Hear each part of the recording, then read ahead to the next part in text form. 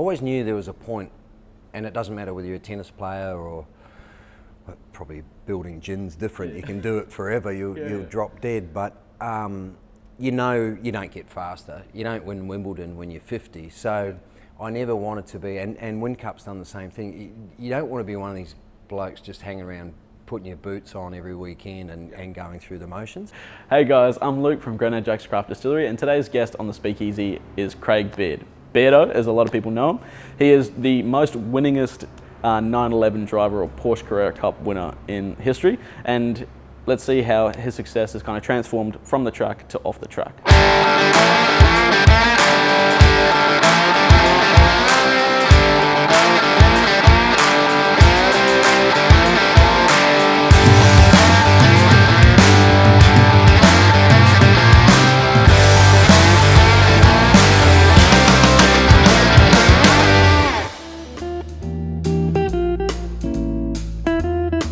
Cheers, mate. Thanks for coming in.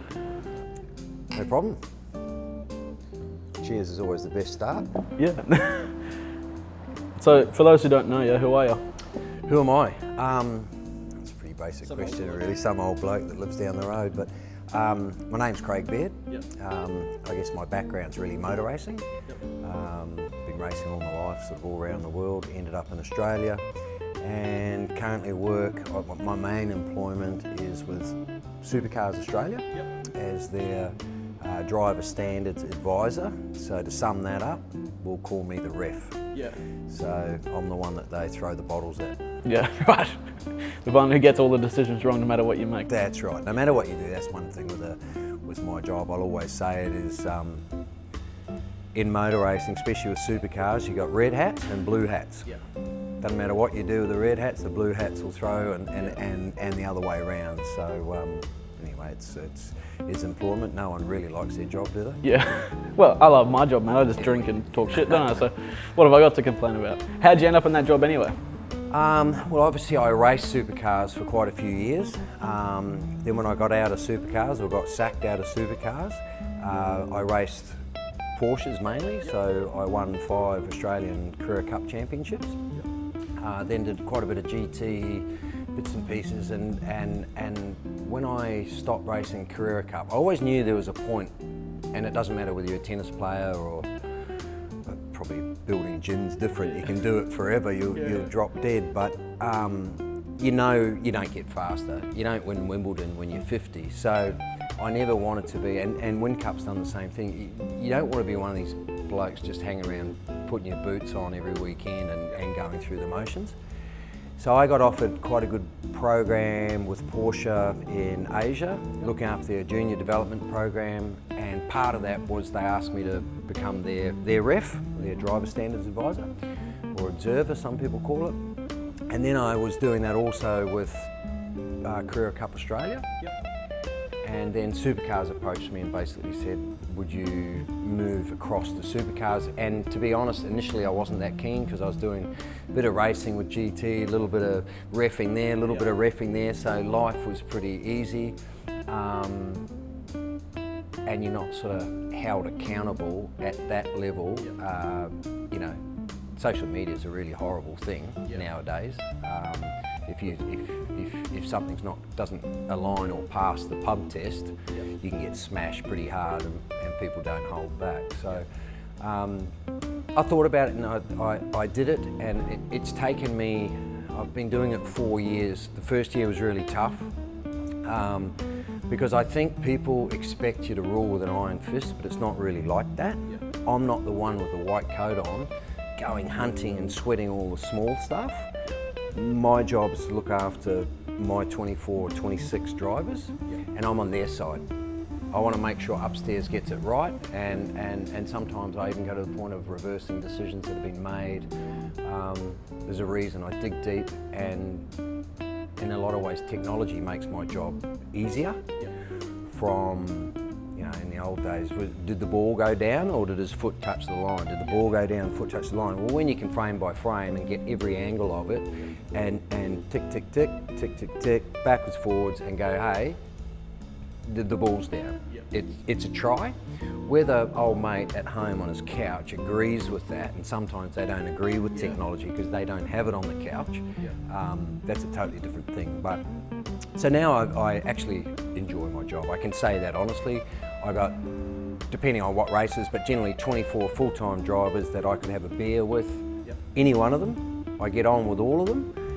Sure, we'll have some heated exchanges now and then, because when I was a driver, I didn't do anything wrong, which is bullshit. And my mum agreed with me that I never did anything wrong. So that's what happens in any sort of sport. Your team supports Passionate you. athletes, isn't it? It's like... And team owners, team managers, engineers, they've got to back their driver. They know deep down, but if they've done something wrong, but at the end of the day with technology, as I say, it makes my job that little bit easier, because I have the proof in the pudding. And did you really enjoy your time over in Asia as well? Yeah, I did. Look, I still like racing now. The endurance thing still appeals to me. I still am involved with Scott Taylor a bit with the Mercedes. Look, you're not as quick as you were, but I know I can belt round Bathurst, and I did that with Van Gisbergen, etc. a few years ago. And look, you're not going to out-qualify the bloke. You're kidding yourself if you think you're going to, but you're not far off. We can go to a test day and I can be 2 or 3 tenths off, but 2 or 3 tenths... At that level is... That level's just night and day, so forget it.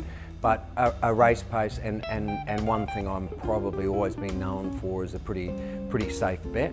I came up through the School of Hard Knocks with my father, and I couldn't really afford to canoe too many Formula Fords and bits and pieces, even though I did. So you learnt to be fairly aggressive, stand your ground, but you had to bring the thing back in one piece. So people have always said to me, look, we always trust we can slot you in a car, and very rarely do you make mistakes. So that's what it is. Yeah, and it's a costly sport. It's nothing, you know, not everyone's just hopping in their car for the race weekend every weekend. But it seems to have changed a little bit now. But is kind of the pathway still the same? It's still kind of go-karts into Formula Fords into whatever else, or has it changed a little bit? For sure. Yeah, you got to start, and you got to start young. If you miss that boat, and I don't care whether that's tennis, cricket, whatever, you got to start, you know, pulling the nappy off and straight into whatever you want to be, almost.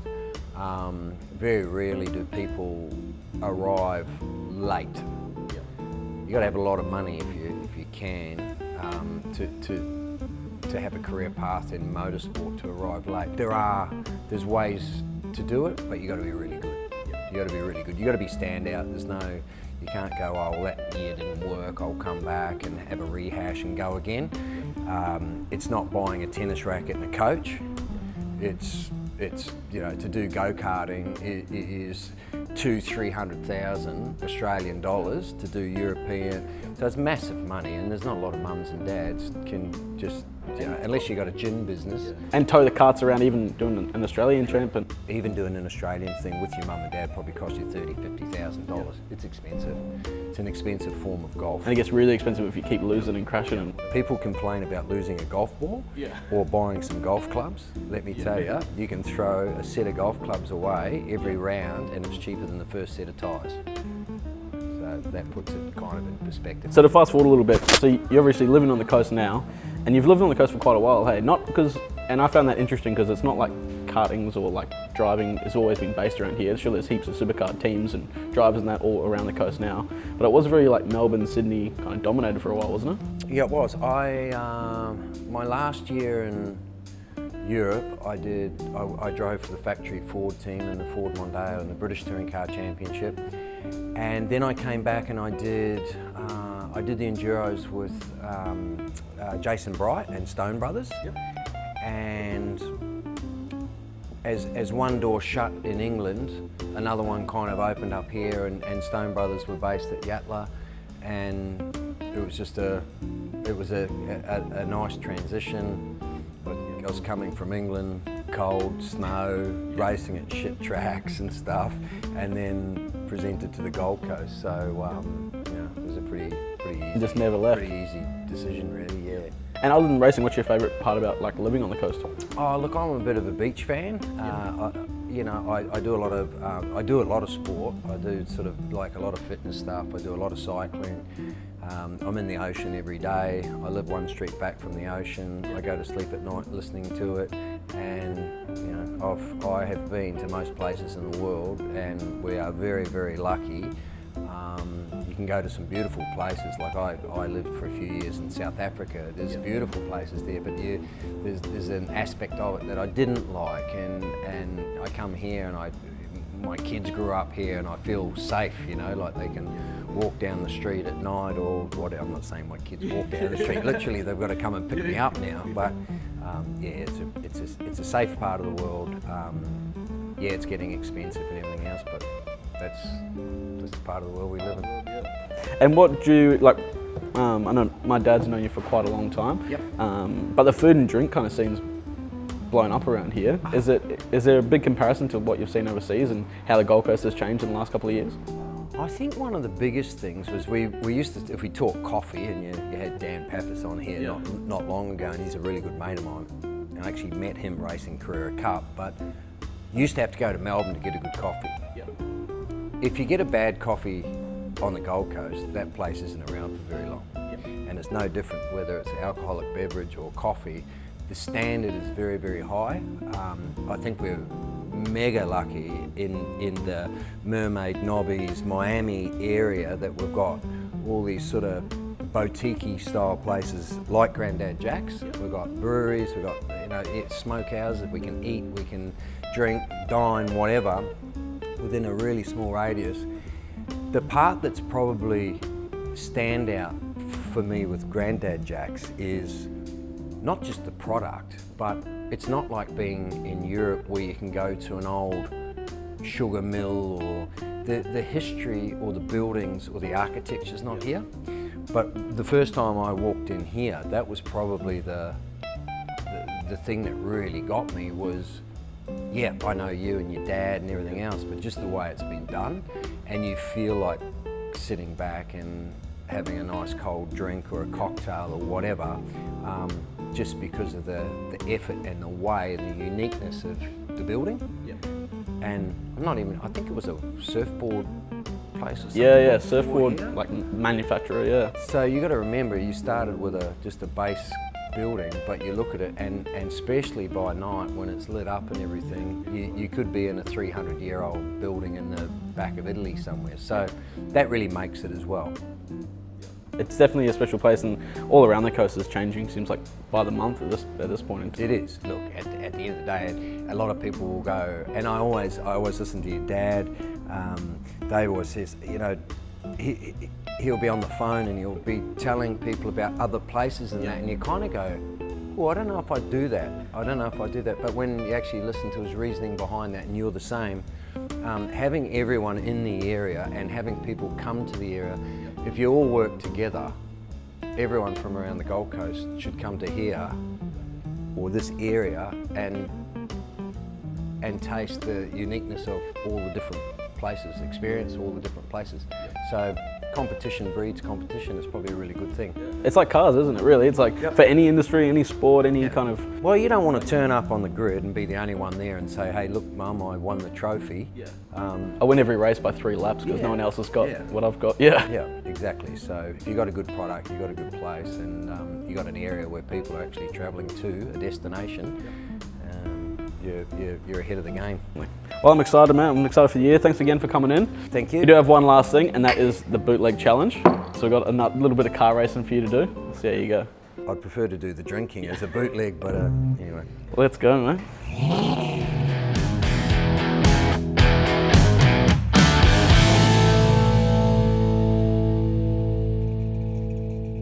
Alrighty, so we've got the bootleg mobile down here, the little RC car. So what the challenge is, you gotta grab a bottle. As soon as you grab the bottle and place it on the back of the car, the time starts. You've got to race it down around the barrel and then park it in that little gap in the bar. If the bottle falls off, you can go and collect it, but you can't leave the station unless that happens. You get a 1 second delay if the bottle comes off. All right, ready? 3, 2, 1, go.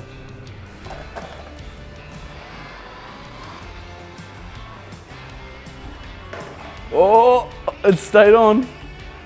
It stayed on. Can he?